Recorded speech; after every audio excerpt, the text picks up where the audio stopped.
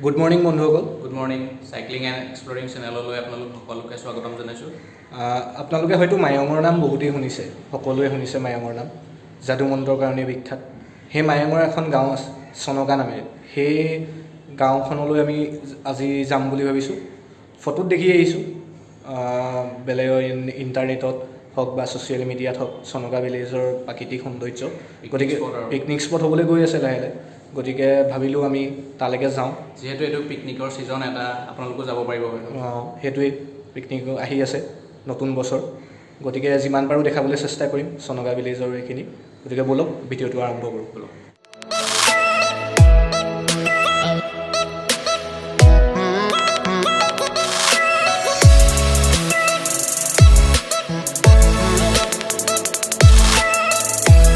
এতিয়া আমি পাইছোঁহি নাৰেংগী।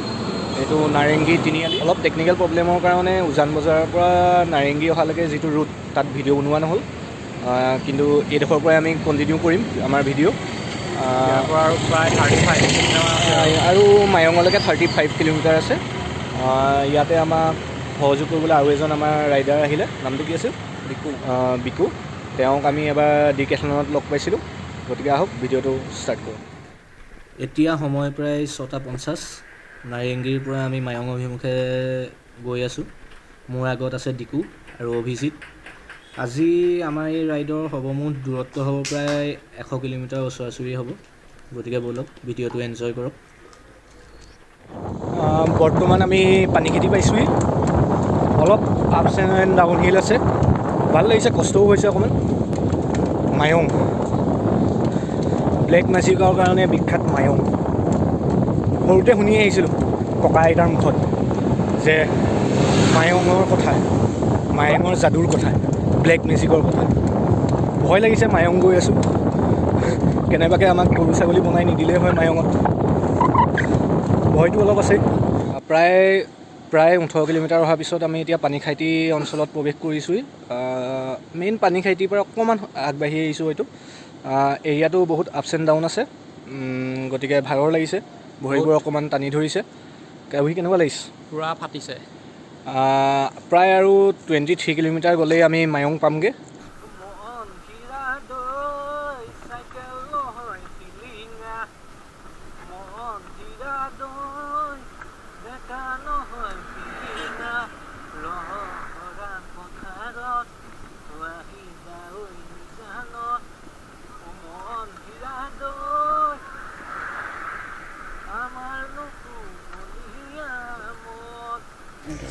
এতিয়া আমি চন্দ্ৰপুৰত এখন হোটেলত সোমাইছোঁ। ৰাতিপুৱা ৰুমত চাহ খাই ওলাই আহিছোঁ। চাওঁ ইয়াত পৰঠা পুৰি কিবা এটা খাই লওঁ।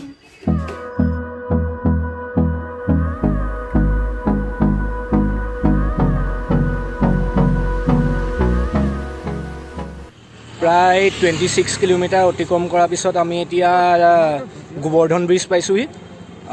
কপিলী ৰিভাৰৰ ওপৰত আছে। কপিলীৰ ওপৰত আছে। আমি চন্দ্ৰপুৰৰ পৰা মায়ং গৈ থাকোঁতে এই নৈখন ক্ৰছ কৰি যাব লগা হয়। গোবৰ্ধন ব্ৰিজ বুলি কয়।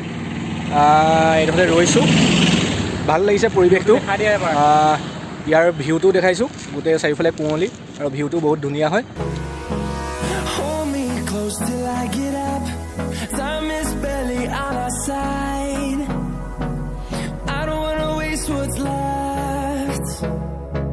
The storms we chase are leading us, and love is all we'll ever trust. এতিয়া গোবৰ্ধন ব্ৰিজত অলপ ফটো মাৰিলোঁ, আমি ফটোশ্বুট কৰিলোঁ। এতিয়া আমি যাম আকৌ পুনৰ আমাৰ মায়ঙৰ পিনে যাত্ৰা আৰম্ভ হ'ব। আৰু বেছি দূৰ নাই, খুব বেছি 10-15 কিলোমিটাৰমান আছে। ব'লক আৰু গৈ থাকোঁ, আৰু অলপ যাওঁ, আগবাঢ়ি যাওঁ।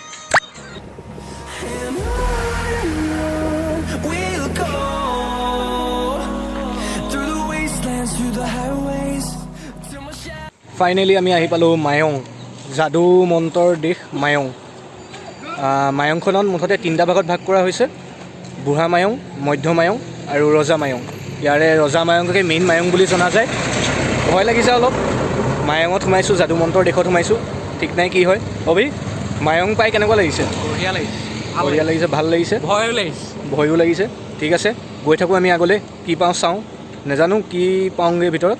গতিকে আগবাঢ়ি গৈ থাকোঁ, ব'লক।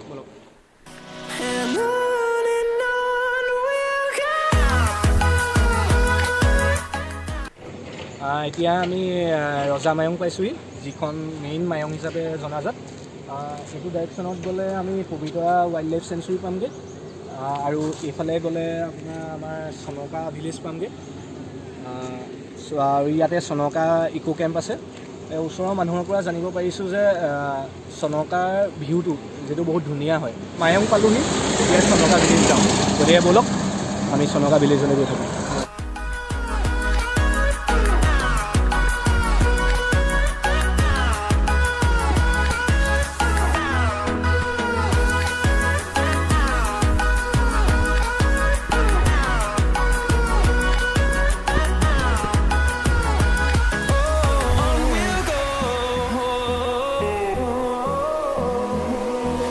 Finding life along the way, melodies we haven't played. No, I don't want no rest.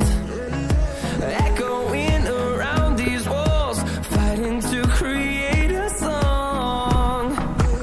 I don't wanna miss a beat. And on we'll go, through the wastelands, through the highways, till my shadow turns to sun rays. And on we'll go, through the wastelands, through the highways. And on we'll go.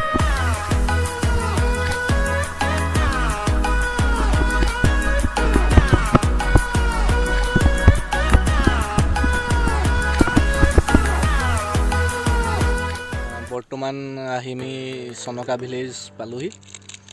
এতিয়া আমি আছোঁ ব্ৰহ্মপুত্ৰৰ পাৰত। সন্মুখত আছে আমাৰ চনকা ইক' camp. এতিয়া আমি অকণমান কিবা খাদ্য বস্তু লৈ আহিছিলোঁ, সেয়া খাবলৈ লৈছোঁ। এয়া অভি। কেনেকুৱা লাগিছে? বঢ়িয়া বঢ়িয়া মজা। হয়, চাইকেলখন আমাৰ তাতে থৈ দিয়া আছে, আৰু ইয়াতে আমাৰ খানা এয়া। কি খাইছে দাদা? কি খাইছে? চকলেট অলপ কেনেকুৱা লাগিছে আজি আহি? ৰাস্তা কেনেকুৱা পালে? ৰাস্তা ফাটাফাটি আৰু ফাটাফাটি ন? ভৰিকেইটা বিষাইছে মানে আমি আগতে সৰুতে অকল পাহাৰৰ নিচিনা এয়া। গতিকে অকণমান ভোজন গ্ৰহণ কৰোঁ। এইপিনে আছে চনকা ইক' কেম্প। মানে এইটো এতিয়া এটা পিকনিক স্পট হ'বলৈ গৈ আছে, হ'লেই অলৰেডি। থকা খোৱাৰ একো চিন্তা নাই। গতিকে ইয়াত আহিলে ধুনীয়াকৈ থকা আৰু খোৱাৰ সুবিধা আছে। গতিকে আহিব পাৰে, ভাল জেগা। আমাৰ মৰিগাঁৱৰ এটা ভাল জেগা, গুৱাহাটীৰ পৰা প্ৰায় 30 কিলোমিটাৰ নিলগত এই জেগা। গতিকে আহিব পাৰে। সময় প্ৰায় 10:15 হৈছে। এতিয়া আমি বৰ্তমান চনকা ইক' কেম্পতে আছোঁ। অলপ খোৱা বোৱা কৰি ল'লোঁ। এতিয়া গোটেইকেইজনে ভাবিছোঁ যে আমি পবিতৰা পিনে যাম, পবিতৰা ৱাইল্ড লাইফ চেঞ্চুৰী, কাৰণ আমাৰ হাতত সময় অলপ আছে। গতিকে আহিছোঁ যেতিয়া একেচাটতে পবিতৰা ৱাইল্ড লাইফ চেঞ্চুৰী চাই যাওঁ। ইয়াতে অকণমান ফটোশ্বুট কৰি লওঁ গোটেইকেইজনে, তাৰপিছত আমি ডাইৰেক্ট পবিতৰা যাম। ঠিক আছে, লগ পাম।